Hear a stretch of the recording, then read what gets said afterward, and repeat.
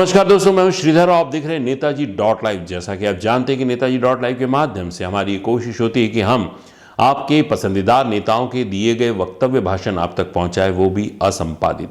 आइए इस कड़ी में देखते हैं पूर्व मुख्यमंत्री भूपेश बघेल क्या कह रहे हैं। उनका कहना है कि लोकसभा के चुनाव घोषित हो चुके हैं, कांग्रेस पार्टी ने उन्हें राजनांदगांव से लोकसभा का प्रत्याशी बनाया। इस बात की चर्चा मीडिया में पहले से ही थी। इसी बीच महादेव ऐप का मामला बाहर आया। दिल्ली में एक खबर छपी जिसमें ईओडब्ल्यू ने एफआईआर दर्ज की थी। सन 2022 में भूपेश सरकार ने इन लोगों के खिलाफ मामले दर्ज किए थे, जिसमें 72 एफआईआर और 400 लोगों की गिरफ्तारियां हुई है। पूरे देश में महादेव ऐप से जो सट्टा चल रहा है उसके खिलाफ व्यापक पैमाने पर छत्तीसगढ़ में कार्रवाई की गई, जिसमें 1000 से अधिक खाते और एटीएम सीज किए गए। सौरभ चंद्राकर, रवि उप्पल दो ही मालिक हैं, लेकिन अचानक एक शुभम सोनी वीडियो जारी करता है जो ईडी नहीं भाजपा जारी करती है, ऐसा कहना है पूर्व मुख्यमंत्री भूपेश बघेल का। असीम दास की जब गिरफ्तारी होती है और जिस गाड़ी से पैसा मिलता है वह भाजपा नेता के नाम पर गाड़ी है। एफआईआर में उनका नाम दबाव पूर्वक डाला गया। ये राजनीतिक एफआईआर है, ऐसा कहना भूपेश बघेल का। अभी भी महादेव सट्टा ऐप बंद नहीं हुआ है। मोदी की गारंटी, विष्णु का सुशासन में महादेव ऐप चल रहा है साय साय, ऐसा कहना है पूर्व मुख्यमंत्री भूपेश बघेल का। भाजपा पार्टी को सबसे ज्यादा चंदा देने वाला कोई है, सट्टेबाज future gaming and hotel services द्वारा 1368 करोड़ का चंदा दिया गया। दिल्ली में छपी एक खबर के अनुसार ईओडब्ल्यू ने एफआईआर दर्ज की है, जिसमें भूपेश बघेल का भी नाम है। एफआईआर की कॉपी देखने पर इसमें 4 मार्च का डेट लिखा है। 13-14 दिन बाद दिल्ली से इसे प्रकाशित किया गया। भूपेश बघेल का कहना है कि जब अधिकारियों का नाम नहीं तो उनका नाम क्यों? लोकसभा चुनाव में जानबूझ के उनके नाम को बदनाम किया जा रहा है। आइए देखते हैं क्या कह रहे हैं नेताजी डॉट लाइव के माध्यम से भूपेश बघेल।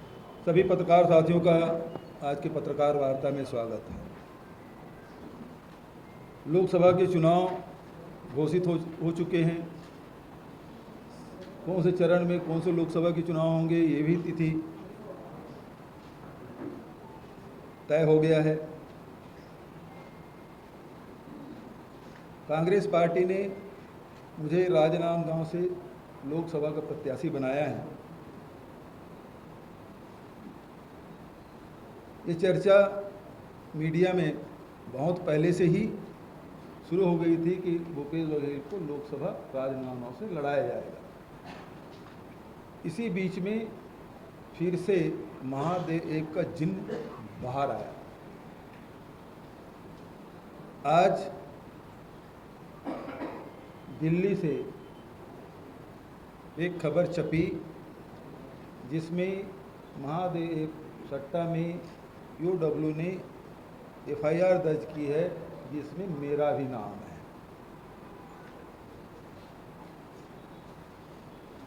बहुत ही सामान्य सी बात है, यदि थाने में या फिर ईओडब्ल्यू में एफआईआर दर्ज हो तो उसी दिन उसको अपने वेबसाइट में उसे डाल दिया जाता है। एफआईआर की कॉपी आप देखेंगे, ये 4 मार्च पे एफआईआर की कॉपी है। इसमें 4 मार्च लिखा गया है और आज रविवार के दिन 17 तारीख को दिल्ली से इसे प्रकाशित किया जाता है। रायपुर से नहीं, एफआईआर तो रायपुर में दर्ज हुआ, तो फिर 13-14 दिन तक क्या करते रहे?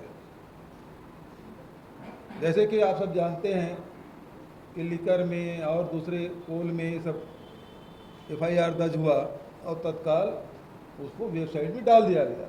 इसे क्यों नहीं डाला गया? दूसरी महत्वपूर्ण बात यह है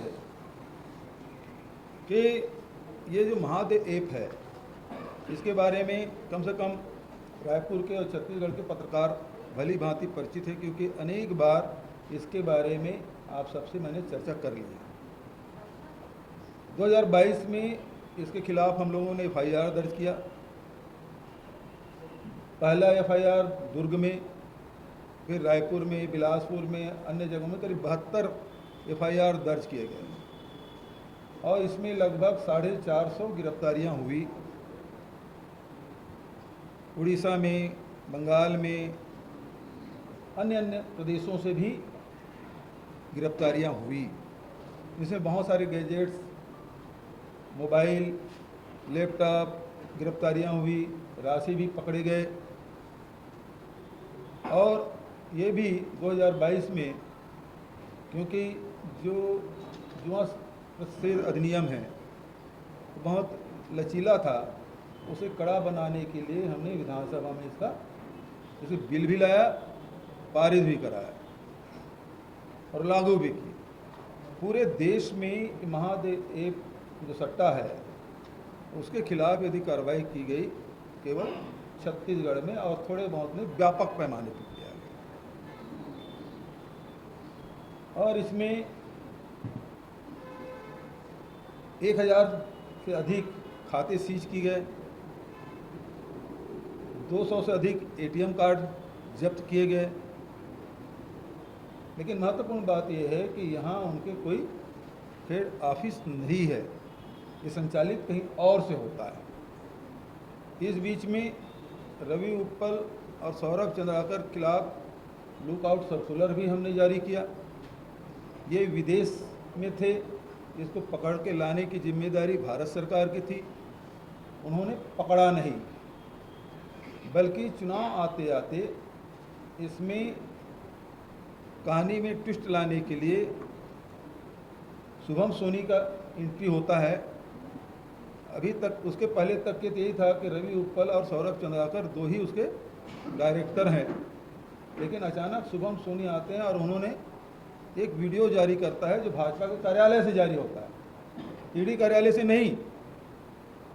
और इसी बीच में आपने देखा होगा असीम दास नाम का व्यक्ति दुबई जाता है, वापस रायपुर आने के बाद किसी होटल में उसे पकड़ा जाता है राशि करोड़ों रुपये के साथ। और जो गाड़ी उपयोग करता है वो भारतीय जनता पार्टी के नेता अमर अग्रवाल जी के भाई के नाम से वो दर्ज है गाड़ी। और साथ ही उस असीम दास की फ़ोटो अभी वर्तमान में जो विधानसभा अध्यक्ष हैं उनके साथ, अब पूर्व विधानसभा अध्यक्ष पांडे जी के साथ भी उसकी फ़ोटो दिखाई पड़ती है। उसके घर से भी राशि पकड़ी जाती है। और स्थिति ये, अब मज़ेदार कहानी ये है कि अभी हाई कोर्ट में जो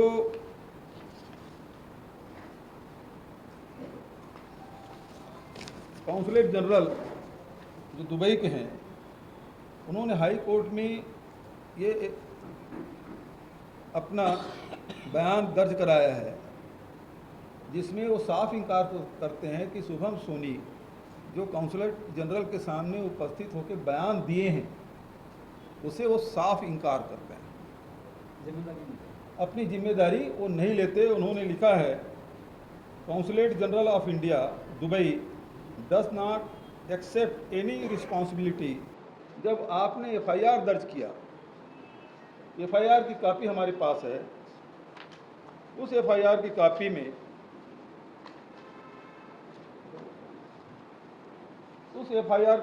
में आप देखेंगे कि 6वें नंबर पे मेरा नाम लिखा हुआ है और इसमें जो धाराएं लगी है 120B, 34, 406, 420, 467, 468, 471, ये इसमें दर्ज। दूसरी बात ये है कि इसमें जितने महादेव के प्रमोटर और दूसरे लोगों का नाम इसमें उल्लेखित है, लेकिन आप ये जो बॉक्स में आप नाम पढ़ेंगे तो इसमें महादेव बुक ऐप के प्रमोटर द्वारा ऑनलाइन बेटिंग ऐप के इस आपराधिक कृत्य के विरुद्ध वैधानिक कार्रवाई को रोकने के लिए विभिन्न पुलिस व प्रशासनिक अधिकारीगण तथा प्रभावशाली राजनीतिक व्यक्तियों का संरक्षण प्राप्त किया गया, जिसके एवज में उन्हें नियमित तौर पर प्रोटेक्शन मनी के रूप में भारी राशि दी गई। इसमें कहीं भी मेरे नाम का उल्लेख नहीं है। इस पूरे जो एफआईआर कॉपी है उसमें कहीं मेरा नाम नहीं है, बल्कि ऊपर में आप देखेंगे तो उसमें शुभम सोनी का नाम है, रवि उप्पल का नाम है, सौरभ चंद्राकर का नाम है, अनिल कुमार का नाम है, लेकिन इसमें कहीं और दूसरे नाम नहीं हैं। ये विशुद्ध रूप से ये राजनीतिक एफआईआर है। जबरन मेरा नाम डाला गया है, दबावपूर्वक डाला गया है और इससे स्पष्ट हो जाता है कि ये राजनीतिक प्रतिशोध के चलते ये एफआईआर किया गया। दूसरी महत्वपूर्ण बात यह है कि गूगल को हमने ही लिखा था कि इसको महादेव को बंद किया जाए, तो हमारे निवेदन पे बंद किया गया, लेकिन बहुत सारे और जो बैटिंग मतलब इस ऐप में वो दूसरे और उसमें लगातार इसको चलाया जा रहा है। आज भी महादेव सट्टा बंद नहीं है। 4 महीना यहाँ राज्य में भारतीय जनता पार्टी की सरकार है और केंद्र में पिछले 10 साल से सरकार है, तो अभी ये सट्टा बंद नहीं हुआ है। तो ये क्या मोदी जी की गारंटी और विष्णुदेव के सुशासन के महादेव सट्टा चल रहा है साए साए?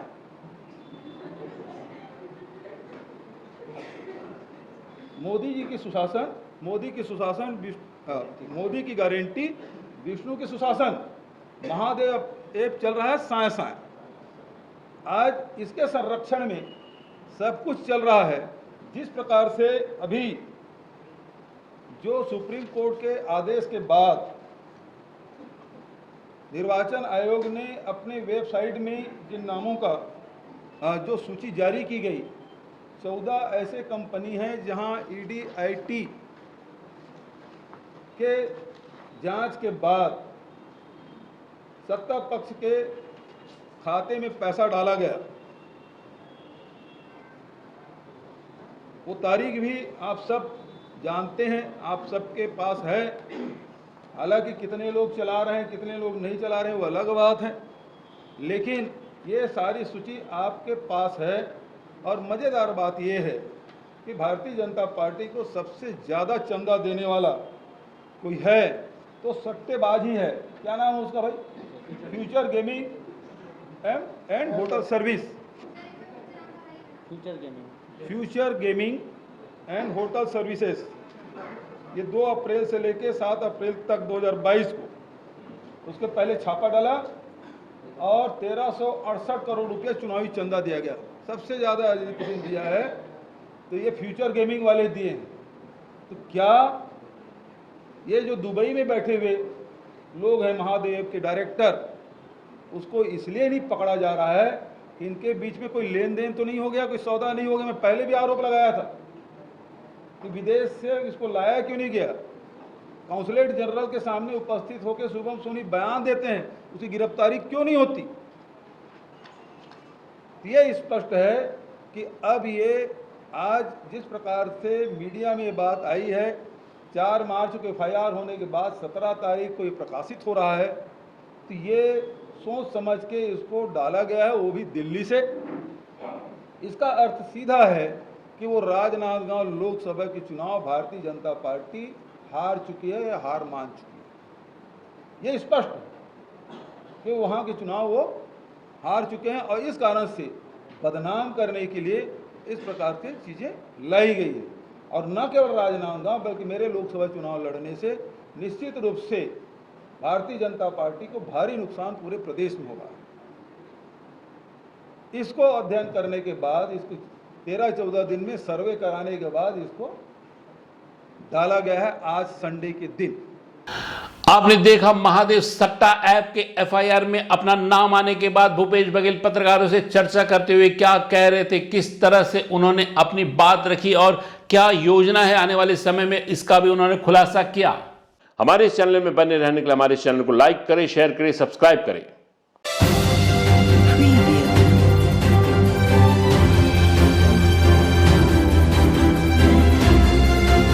नेताजी.live के प्रायोजक है Satyadeep diagnostic and clinic, Supela, Bhilai.